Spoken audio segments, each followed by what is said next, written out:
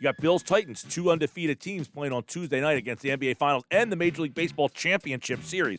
On Thursday night now, with no football game, the AL and NLCS get Thursday night all to themselves. I think they like that, but I got to imagine Fox is probably saying, you had Chiefs, Bills, possibly two undefeated teams. You're taking that from us. Oh, man, so it's a mess, but that's the 2020 football season. Let's get into some of the numbers now.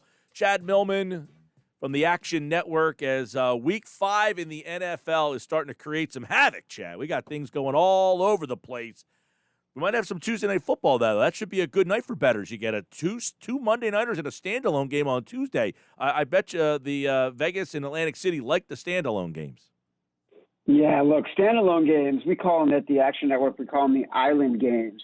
Those are big traffic drivers. And it's really fascinating, very inside media baseball. Like, I know a lot of folks at other outlets that I know have said that, like, they are getting more consistent and bigger pops of traffic and audience for their island games than they are for sort of their full day of Sunday football. Well, let's look at the Sunday football and take a look at some of the things that are kind of sticking out to us. I want to go to this giant Cowboys game. Now, last week, I think you liked the Browns. A lot of people like the Browns. That's because the Cowboys' defense is historically awful. But the Giants are pretty inept on offense. You got a double-digit line there, an interesting over-under as well in that one. So is that a game that entices you at all because of the Giants' ineptitude on offense and the Cowboys' ineptitude on defense? It does, but it entices me from the Giants' point of view. The game opened at 9.5. It's moved down to 8.5, which tells you that professional bettors are coming in on the Giants. And I think what we're talking about here is more about the Cowboys' defensive ineptitude and the Giants' defense actually not being that bad. Like, they're nearly a top 10 defense. I think they're just outside. They're the sort of in a variety of statistical metrics, the 11th best defense in the NFL, especially at the run. And so what you're getting is a defense that should be able to control a little bit of what the Cowboys can do, and an offense, a defense in the Cowboys that can't really stop anybody. And look, Daniel Jones, like, obviously he's going to turn the ball over. You can expect him to fumble it. You can expect him to throw the ball into someone else's hands that is not on his team, but he also can light it up.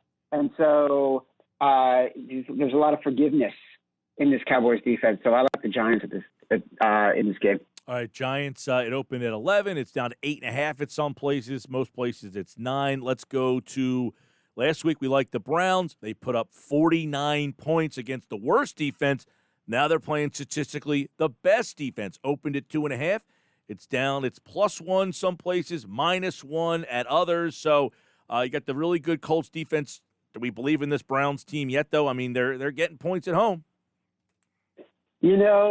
I feel like just by virtue of the fact you're getting points at home, that you have to take the Browns. Historically, that is the right side, is to take a short home dog. And look, this Colts defense has been amazing, probably the best defense in the NFL. But they're also a little bit beat up. And the one thing the Browns have shown is that they can move the ball on the ground, even without Nick Chubb. Like, there's a lot of talent in that backfield. And while the Colts defense, like I said, they are statistically amazing and they are really good against the rush, their linebackers are pretty banged up. And so I think there's a little bit of an edge there that's not being accounted for, because the bookmakers right now are only looking at the Colts being as good as they are defensively and sort of starting to get that consensus play from the public. So I like the Browns in this spot. The Chiefs are at home hosting the Raiders. It opened up at 13. It's now moved to 11.5. The Chiefs not playing their best football, even though they're undefeated, and the Raiders seem to be dying off a bit. What do you like? I don't like the game at all. It's like I haven't gotten a read on this Raiders team, and they're offensively good enough to find a way to rack up some yards and rack up some points. And so at 11.5, I'm looking at this and I'm thinking this is a backdoor. Like, I don't need the drama on Sunday. There's plenty of other things I can bet on that will make me just as miserable, but at least give me a better edge percentage-wise. So I'm not going to be playing this game. Chad Millman is the Chief Content Officer from the Action Network, and make sure you guys get the Action Network app and go to theactionnetwork.com. You can check out the lines from every place, every app out there. You can see where it opened. You can see your DraftKings, your BetMGMs, your FanDuels, your points bets. You can see them all right there. I want to go to, all right, you got a 2-2 team, Carolina, against an Ofer with a lousy defense, and yet the Panthers are getting 3.5. How do you feel there? Because Atlanta's defense stinks. Makes no sense to me. I've been riding the Panthers all year for both good and bad, and I'm going to continue to do that. You know, I have a podcast called The Favorites that I do with a professional bettor named Simon Hunter and a good Jersey boy. And I asked him the other day, like, is this a trap game? And we had a long conversation about it. Because you'd want to be wary, like, wait a second, why would the Falcons be favored if they're winless against a team in the Panthers that has shown some drive and some life?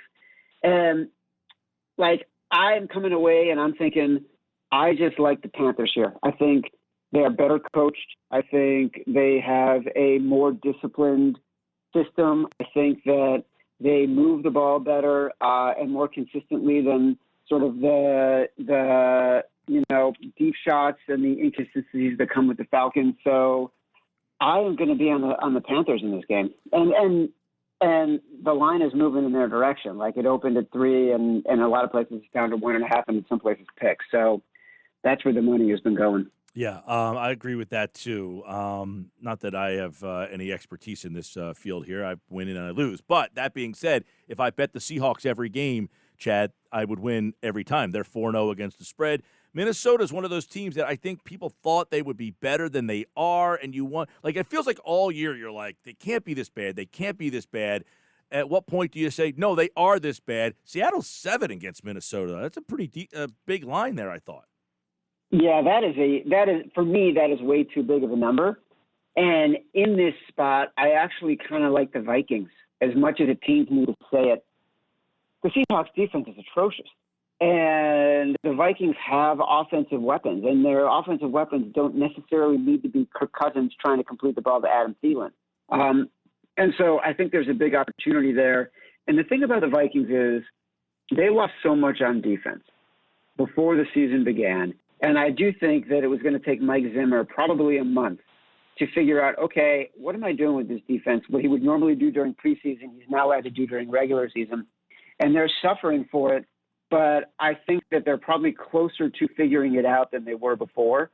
And we've seen signs of life from them. So I'm going to go with the Vikings on this one. All right. Chad Millman, do you have a favorite play of the weekend? I would say, I wish I could tell you that my favorite play was the Bears plus 3.5 last night. Sadly, that's not how I played it. I do love the Panthers, and I also kind of love the Ravens. This number has been moving down. It opened at 14, and the public has been coming in on the Bengals and moving it to about 12.5. And I just feel like, and this is something else Simon Hunter and I discussed, like, I feel like the Ravens are so good. They don't play down to their opponents.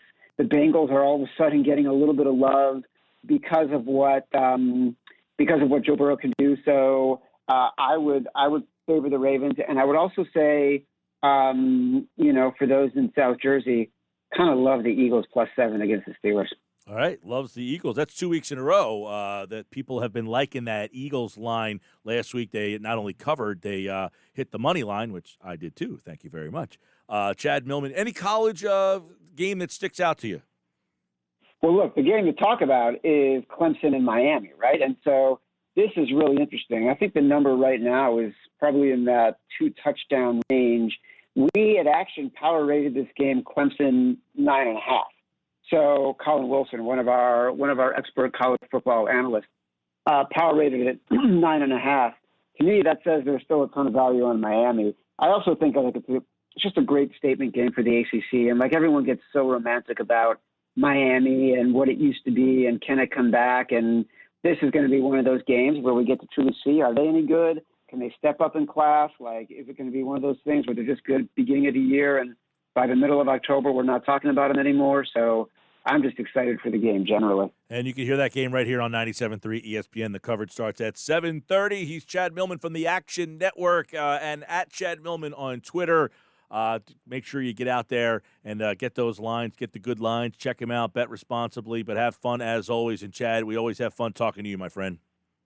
Me too, brother. Thank you.